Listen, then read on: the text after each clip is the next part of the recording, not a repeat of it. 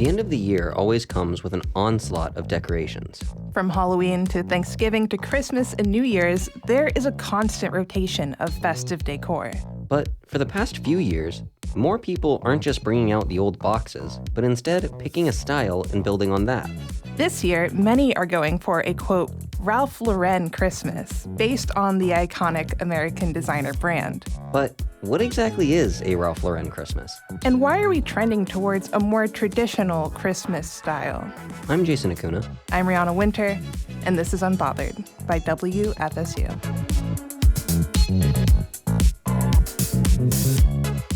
So Rihanna, would you say that you have a certain style that you go for during the Christmas time? I'm pretty eclectic. I think everyone can relate to the Christmas collection idea where you have a lot of generations of Christmas ornaments.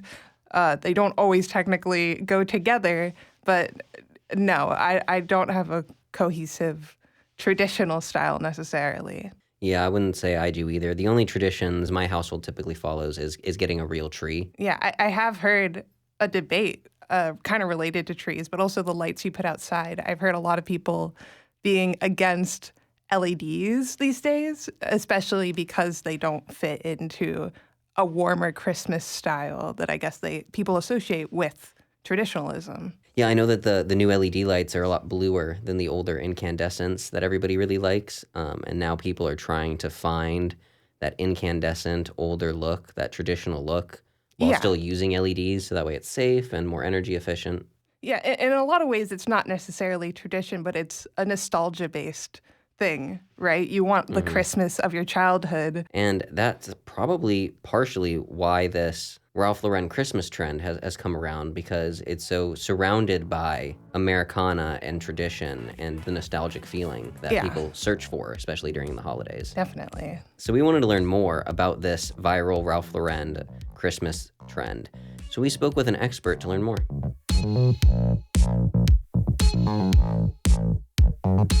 My name is Rachel Elspeth Gross, and I'm a fashion historian, a Forbes contributor, and a Yahoo creator. Absolutely. Well, thank you for being here with us today, Rachel, to discuss Ralph Lauren Christmas. I'm going to jump right into the first question, which is, what is a Ralph Lauren Christmas?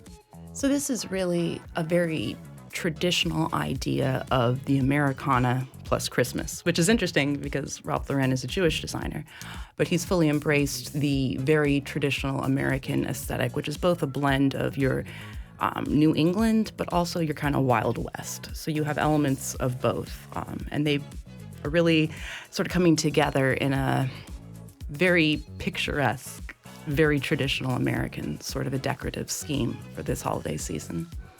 And so I know you mentioned that it has some New England and Western vibes.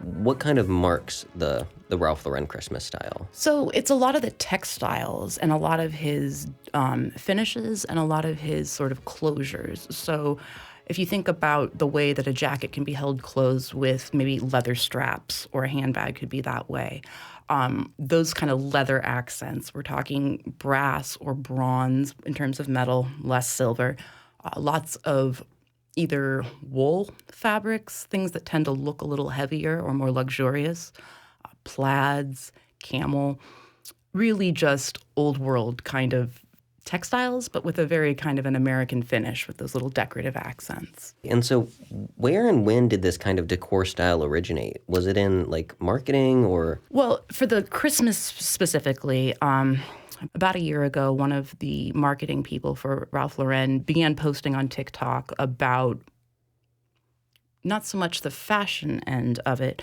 but about the aesthetic that goes along with the brand. We would talk about this like a brand's DNA. When you hear that in association with a fashion house, it's really talking about the things that continue on past an individual season. And this seems to be a way that the DNA of the Ralph Lauren brand is being not co-opted, that's not quite fair, but being explored perhaps in a less traditionally Ralph Lauren setting. He obviously has homewares, he's got a lot of accessories, but this trend seems to be more about people idolizing or perhaps wanting to mirror in their home spaces some of this luxurious Americana that really comes from the brand itself. Yeah, there seems to be a little bit of a cultural movement on TikTok towards what people would call old money aesthetics.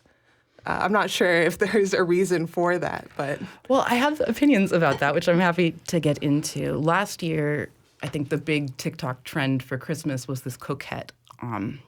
Which really is a Rococo kind of an influence. And Rococo is like Marie Antoinette. We're talking lots and lots of super femme colors, ruffles, bows every place, like too many of them.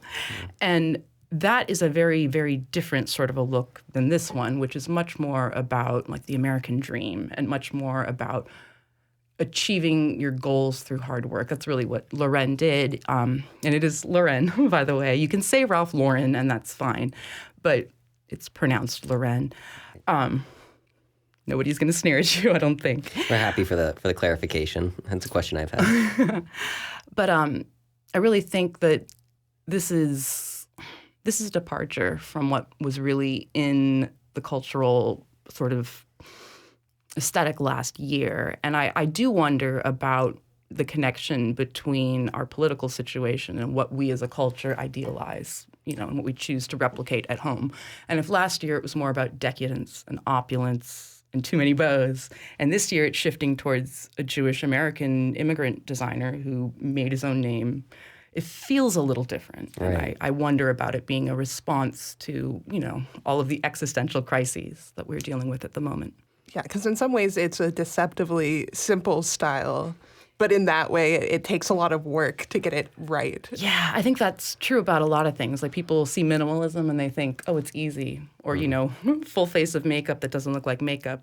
It's not a simple thing to do. It takes skill and work. And I think this is interesting because the brand itself has said they're not particularly interested in forcing people to only have Ralph Lauren branded things, that they really just like having people either mimic or find their own way to put their own twists on it. But it's keeping the brand itself in the conversation, the cultural conversation, which has to be good for them. I mean, I can't imagine it's not. I think Ralph Lauren, I looked it up this morning, he's currently worth $14 billion, and it was 11, or I think 3 months ago. So it's not doing too badly. And it does seem, obviously this is beneficial for Ralph Lauren, but it does seem like you can kind of capture a lot of this aesthetic without having to go super commercial with it. You can thrift some of these items. You can kind of get hand-me-downs from family items because they have been in previous Christmases. So that's a very interesting point about it. Yeah, I think it is more egalitarian than perhaps some past year's themes. And I do think that this is very much something people don't have to make purchases to do. Like you said, hand-me-downs. This is also the kind of thing we might have in our closets. Maybe your grandmother left you a table runner and you never used it because it was plaid, but it fits with this particular aesthetic. And that's nice. I like the idea of people using what they already have or finding ways to connect back to their own personal family history or heritage. And I think this is a way to do that. That's very lovely. And this is kind of a little bit out of left field here, but I was wondering, in what ways, if any, does the Ralph Lauren clothing play into this trend or come into this trend at all? I think that the equestrian feel of the clothing, and I think that the polo, which is one of his big, early, brands, I think that launched for women in 1971, maybe it's 72. But that kind of preppy, old school kind of sensibility, but reimagined, is much more inclusive than perhaps it could have been if it was a different brand, taking this on. And I kind of like that. I like that a lot, actually. They don't necessarily correlate, but they do kind of. Yeah, it's more like inspiration. Like if you imagine, if anyone, you can do a Google image search and you could look up Ralph Lauren showroom winter, and you'll see a lot of this in it. You'll see a lot of, rolled up blankets, or you'll see leather pillows. Ralph Lauren himself has an estate in Bedford, New York, and everything I was reading about this really kind of, that estate sort of embodies this. But as I mentioned earlier, he also has this ranch out in Colorado, and that kind of Western feel, the idea of, the types of leathers like saddles or saddle bags, those wool blankets you would put under, like that kind of, cowboy blended with the old world, traditional New England. I think that is very much specific to this brand, but I feel like it's more inspired by the clothing than it is, directly related to the clothing. Yeah, but it is something I think people can recognize in a strange way. It is simple in that it's a lot about reds and greens. Obviously, people are going to be like, well, it's Christmas. Of course it's red and green, but not necessarily. If you're going for a different aesthetic, it could be blue or pink or whatever you want. For Ralph Lauren Christmas, it's red and green, it's plaids, you see antiques and solid woods, and in a lot of ways that the organic nature of those materials kind of goes against, I think, a lot of the materials we interact with day to day when it comes to fashion. So it's a really interesting desire. It is. And I think it's, I mean, I guess what I said before about looking at last year versus this year, I do think there's a shift happening in culture. So there's this idea in fashion about trends versus fads, right? And in economics, they mean the same thing. And so I think a lot of the time people hear fad and they think trend or the reverse. But a fad is something that appears out of nowhere, seemingly, is super popular for maybe a season, maybe a few months longer than that, and then it disappears forever. In fashion, a trend is something that appears, grows slowly but steadily, and then stays popular for months, years, centuries. And this, if it started last year and it's already continuing to build, I feel like that's more of a trend versus the coquette thing being more of a fad.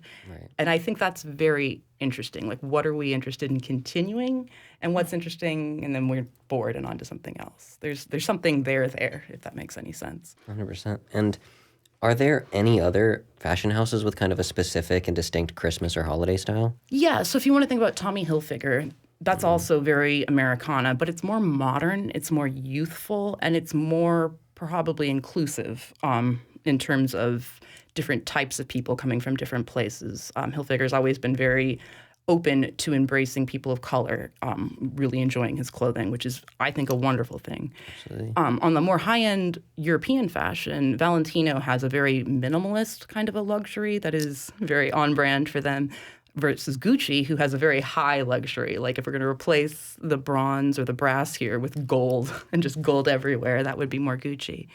And then we've got Dior, which is this very traditional European, Parisian high luxury, like, you know, the epitome of all.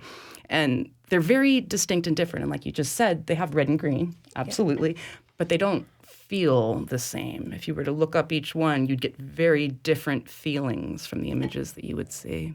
Well, in closing, is there anything else about Ralph Lauren Christmas or Christmas trends in general that you'd like to talk about? I think it's very interesting that the things that we think about, that we talk about, that we are concerned by or aspire to, how they come up in places like this. I mean, it doesn't matter what religion your family is. It doesn't matter what economic or historical, whatever. We all have a winter holiday something. Mm-hmm. And so it matters to everybody. And to see it aiming towards, I mean, Ralph Lauren was one of the last people that Joe Biden gave the Presidential Medal of Honor to. It was like January 4th or 5th last year. Right. And again, have that being continuing on a year later, it feels like something is building to me. And having it be about, you know, a young Jewish man who is now a billionaire, right, came from nothing, that feels very much like aspirational to me. And I like seeing our culture want more. I want our culture to want better and to want more. And I think that's a good thing. Yeah, that sounds beautiful. Absolutely. Yeah. Well, Rachel, thank you so much for joining us today. I really appreciate all of the information you brought about Ralph Lauren Christmas. I'm not sure if it's exactly the style I'll be doing this year, but I'll definitely be taking some notes from it, and I'll definitely probably be intertwining some of it into my decor. But thank you again for being here. Oh, it's always a pleasure. I appreciate you both.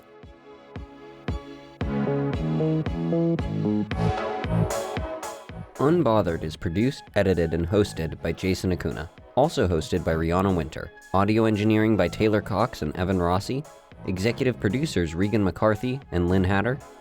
And brought to you by WFSU Public Media.